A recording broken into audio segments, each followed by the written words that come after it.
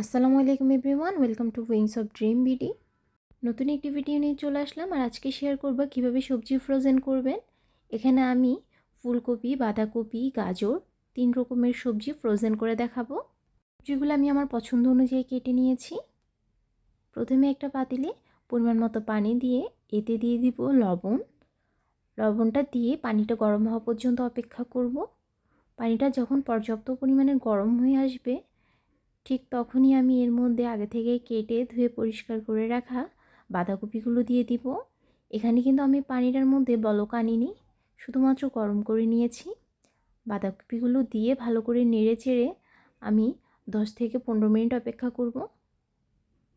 চুলার আঁচটা একদম লো হিটে রেখেছি। ভালো করে নেড়ে ছেড়ে বাঁধাকপিগুলো একটা স্ট্রেনারে তুলে নিব। এখন আমি ফুলকপিগুলো ভাপে দিয়ে দিব। পরিমাণ মতো পানি নিয়ে এতে লবণ এবং খাবার সোডা দিয়ে দিয়েছি।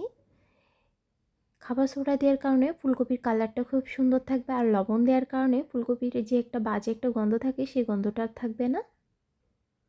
পানিগুলো গরম হয়ে আসলে এর মধ্যে ফুলকপিগুলো দিয়ে দিব।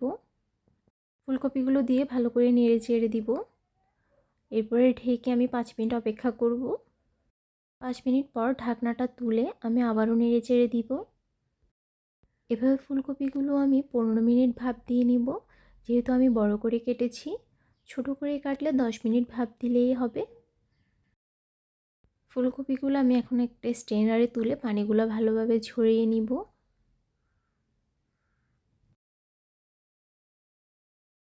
ঠিক একইভাবে ছোট করে কেটে রাখা ফুলকপিগুলো ভাপ দিয়ে নিয়েছি।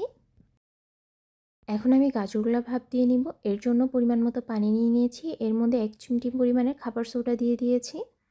খাবার সোডা দেওয়ার ফলে গাজরের রঙটা খুব সুন্দর থাকবে। পানিগুলো গরম হয়ে আসলে এর মধ্যে আগে থেকে কেটে রাখা গাজরগুলো দিয়ে দিব। এগুলো আমি ছোট করে কেটে নিয়েছি, তাই এগুলো আমার ভাপ দিতে সময় লাগবে 8 থেকে 10 মিনিট। আর বড় করে কাটলে সেক্ষেত্রে লাগবে 10 থেকে 15 মিনিট। গাজরগুলো ভালো করে ভাপ দেওয়া হয়ে গেলে আমি এগুলো একটা স্ট্রেনারে তুলে পানিগুলো ঝরিয়ে নিব। সবজিগুলো ফ্যানের বাতাসে ভালো করে ঠান্ডা করে নিব। দেন এগুলো আমি বক্সের মধ্যে ভরে নিব। আমি একটা এয়ারটাইট বক্সে ভরে নিয়েছি। আপনারা চাইলে জিপলক ব্যাগের মধ্যেও রাখতে পারেন অথবা পলিথিনেও রাখতে পারেন।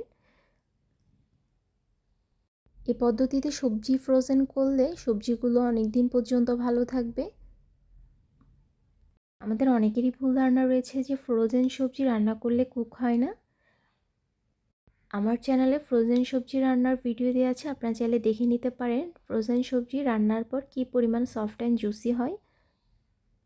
আমি যে সবজিগুলো ফ্রোজেন করেছি সেগুলো আমি ডিপ ফ্রিজে 1 বছর সংরক্ষণ করতে পারবো।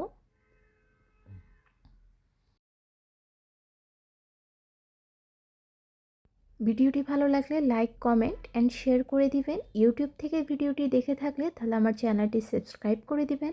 বাই বাই, আল্লাহ হাফেজ।